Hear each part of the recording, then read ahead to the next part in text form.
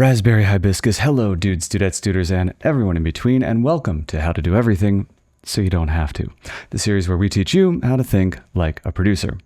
One thing we have to get out of the way. I'm wondering if you nerds are still stuck on quarter frame photography. That's yesterday's diapers, wrapped in last week's newspaper. The new hotness, obviously, is slightly more than half frame stereo photography. This is the Stereo Realist, the perfect 3D camera for film shooters who have outgrown the Viewmaster personal stereo camera, but aren't quite ready to make the leap to medium format. It strikes an excellent balance between resolution and convenience, but like all 3D cameras from this era, it's not without its quirks. In this review, we'll cover the design of the camera, the challenges you'll encounter when shooting, and our thoughts on whether or not it's worth the cost of admission. Spoiler alert, we love this camera over here. Let's get into it so that you can get back to taking some great stereo photos on film. Starting with the design. The design of the Stereo Realist is unlike any other camera out there. Sure, any one idea or component of this camera appeared on other devices, but how they all tie together and in such a small form factor is absolutely unique. On the front of the Stereo Realist, you'll find 5 lenses, each one serving a different purpose. The center lens periscopes around the film plane and functions as the viewfinder. This might seem like a lot of engineering to pull your point of view straight between the two lenses, but this is almost exactly where you want it. I mean, the ideal situation would be 2 live feeds from the actual capture lenses, or, short of that, an SLR system so you can view exactly what's going to be captured. While the former would be possible with a digital camera, which this isn't, the latter would kill the compact form factor that makes this camera such a delight to shoot on. So the viewfinder is dropped right between the 2 photo lenses, giving you an average of what they're seeing. We found that the cleanest 3D images keep their subject in the center of the frame, so this average approach actually works just fine for how we shoot. We shoot on the Realist assuming that we can get 95% there with the center viewfinder, and we can crop and reframe to round out that last 5%. Flanking the viewfinder lens are a pair of lenses that throw the light onto the actual film. While these are prime lenses fixed at 35mm, you do have control of aperture, shutter speed, and focus. Aperture and shutter speed are found on the front of the camera, with focus controls on the side, but we'll get back to that one. Aperture on my model runs from f2.8 straight through f22, and shutter speed runs from 1 second to 1/200th of a second. There is also a bulb mode and a timer mode for those of you who like getting frisky in the studio. Underneath those 3 lenses, you'll find the shuttercock, which is a spring-loaded device that has its own set of rules. However, those rules are intertwined with the shooting functions on the camera, so we'll come back to them in a bit. At the bottom of the camera's face, you'll find 2 more rectangular lenses, and these feed together as a coupled rangefinder. The focus wheel is located on the side of the camera and has a range from 2.5 feet straight through to infinity. It also has a flexibility scale that lets you know how much more of your image will be in focus depending on your aperture. As your aperture number gets higher, the more flexibility you have with focus.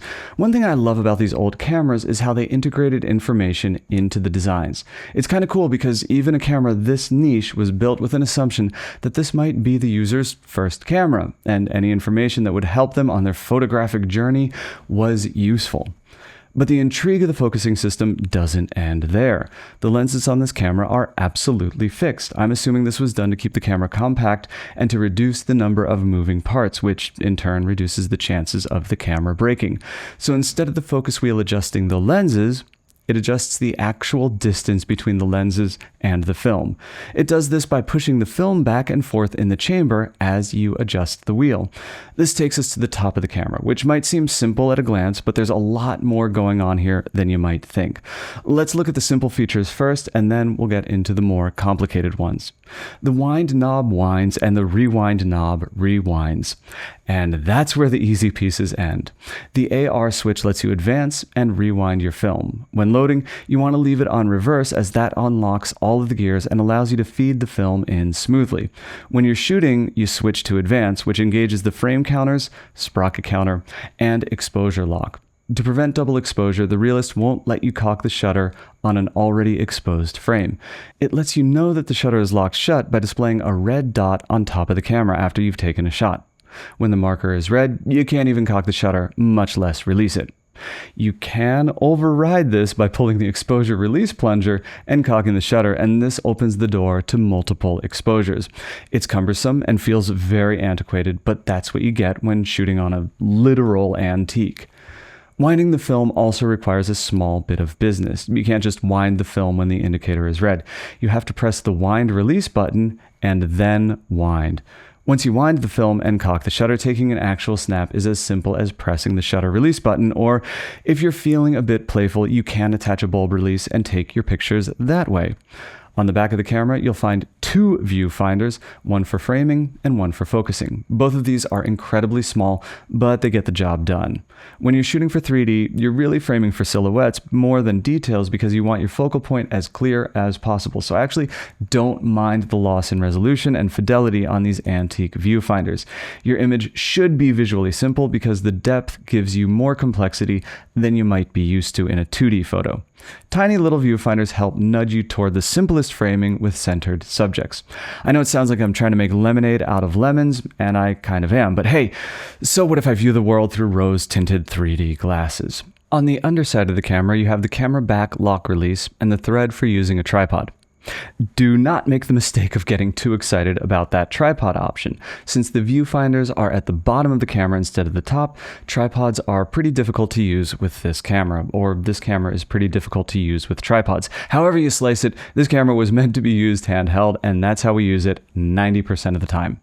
That covers the design and functionality of the camera, but how does it actually feel to hold and shoot with the Stereo Realist? Frankly, nothing short of delightful. Maybe it's the unit I got, but boy, the fit and finish on this camera is incredible. Every element, the dials, knobs, and levers all feel meticulously engineered and machined in ways I don't typically expect from cameras that are this old. I don't mean to say that devices were poorly made back in the day. I'm saying that the inexorable march of time is a cruel mistress that leaves us hobbling weak and battered as we approach the great finish line called death. It's true for humans, cute puppies, and cameras alike. It's possible that the one I got is an outlier and others are showing more signs of wear, but the action on every element of this camera feels fantastic. Micro adjustments on aperture and shutter speed are smooth, and the shuttercock and release is snappy. Simply put, this is a well-made camera. So big ups to the David White Company and all the homies on the precision metal grind in Milwaukee. Let's get into loading the film. Loading the film on the Stereo Realist is mostly similar to loading film on a standard SLR, though there are a few things to be careful about. When starting a new roll, you need to set the camera to rewind, as this will disengage all of the wind functions and allow you to move the film through the camera freely. Once you've got the canister comfortable in the cradle, you'll feed the film strip underneath the sprocket guide so it catches on the teeth underneath. Once your film is wrapped pleasantly around the take-up reel, you can close the back and advance the film a couple of times. Because the Stereo Realist operates in sets of 3, I wind through 4 exposures before taking an actual shot. I do this to ensure that every shot I take is a stereo pair, and depending on how careful you are with loading, 3 shots might leave half of one pair ruined, leaving you with a 2D image. While this is better than no image at all, I prefer not to risk it. Film loaded, you are now ready to shoot. So what's the shooting experience actually like? Shooting with the Stereo Realist is a slow, laborious process. This is not a point-and-shoot camera built for event photography. You will never find yourself in a full-blown flow state with this camera, and that's because there are so many points that need to be checked before taking an exposure. The manual is cute with it, recommending that you take the safe route. That is, shutter, aperture, focus, exposure. While it's a pleasant initialism to be sure, it doesn't really betray the sheer complexity of how this camera actually functions when in use. The first thing we do when preparing for a shot is winding the film. Winding the film and cocking the shutter are 2 different functions on this camera, and I don't like to cock the shutter at this stage. The shutter is a spring release mechanism, and the longer you leave it cocked, the more wear you're putting on that spring. These cameras are all half a century old already, so I'd suggest sparing it any unnecessary abuse. Wait until you're ready to fire off a shot to cock the shutter. Film wound, you have to meter the scene yourself, as this camera has no internal metering. Once you have your reading, you set the aperture and the shutter speed. I tend to feed the camera a little bit more light than the meter recommends because muddy shadows feel twice as muddy when presented in 3D. All you're left with is grain, and the grain can really disrupt dimensionality, but I encourage you to experiment with settings against what your meter recommends. Once you have the aperture and shutter speed set, it's time to frame and focus. Like crossing the street, at least in America, we look left, then right, then left again. Use the viewfinder to frame up your shot, then check the focus finder to make sure your subject is in focus, then back to the viewfinder to make sure that your image is still well framed, as you might have reframed the shot to find something to focus on. Focused and framed, you're ready to cock the shutter. Shutter cocked, now is a good time to square up against the viewfinder for final framing checks. If everything is still looking good, you're ready to actually release the shutter and take a dang photo. Shot taken, it's back to square one. It's a laborious process that will keep you from ever hitting a true flow state in the studio. That's not to say that you won't have fun shooting on the Stereo Realist, just that you won't get into that kind of steady rhythm that digital allows for, where you find yourself clicking off while casually bantering with the talent. Shooting on the Realist is a lot of hold there, hang tight, and rechecking focus as you shoot. It's by no means a vibe killer, just something to be aware of going in. The good news is that you won't have nearly so many shots to pluck through at the end of the session because you're shooting much slower than you're likely used to.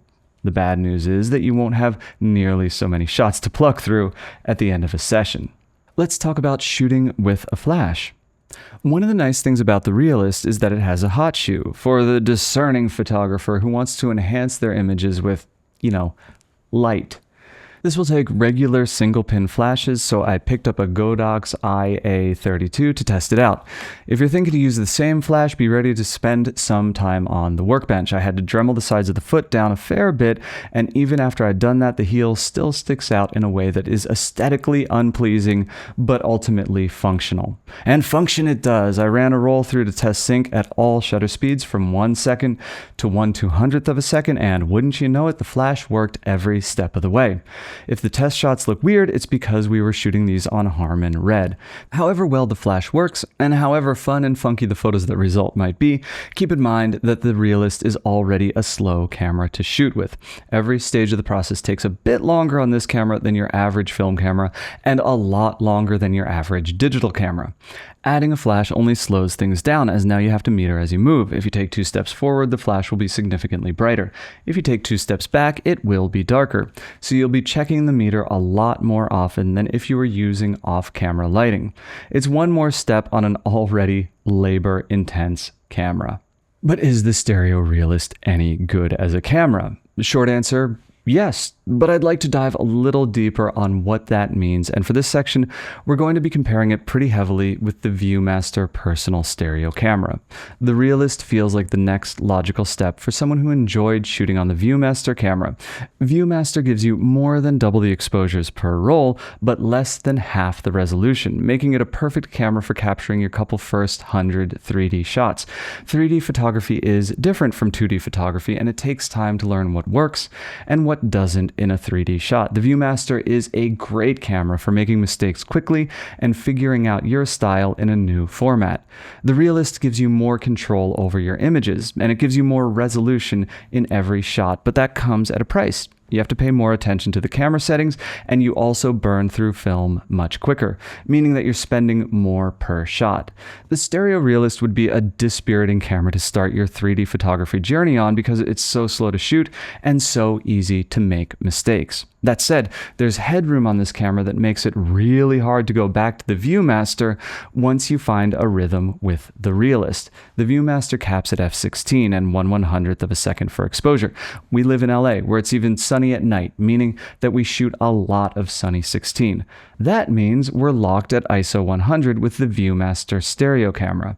Anything more sensitive than that, and we'd need to introduce ND filters, which simply isn't happening for a pocket point-and-shoot 3D film camera.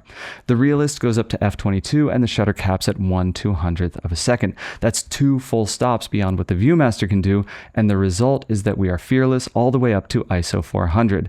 This throws the door open on so many more film stocks that we can have on standby for shooting on the Realist. That, coupled with the ability to use a flash, gives us so much more flexibility when picking film and planning for varied environments. And not for nothing, focusing and bokeh are a total blast in 3D photography. You don't get to play with those when using the ViewMaster camera. It's not a lot of bokeh, nothing anyone would dare call creamy, but it does add separation between planes, which can help direct attention within a shot. Sure, it's not a perfect camera. The viewfinder and focus are really hard to access when the camera is mounted on a tripod. The first time you use it, you might find the controls to be a bit of a labyrinth as you navigate the camera on your way to your first shot. And I cannot stress this enough. Shooting on the Realist is an incredibly slow process. But if slow, considerate shooting is something you aren't interested in, maybe antique 3D film photography isn't the right hobby for you. But the results speak for themselves. The images are clean, sharp, and the depth effect is rich and engaging. It's not an entry-level camera, but it rewards you for taking the time to learn its idiosyncrasies. And at the end of the day, what was true in our review of the ViewMaster personal stereo camera is true here as well. The tech specs of a camera don't mean anything. All that matters is how you feel when you look at the images the camera delivers. There is no feeling that even comes close to seeing your family delivered in stereographic imagery. A normal photograph freezes time and lets you gaze through the window. A stereograph freezes you and pulls you back to that moment. Let's end the review here because now is a fantastic time to turn off YouTube and go take some incredible 3D images of the people you love.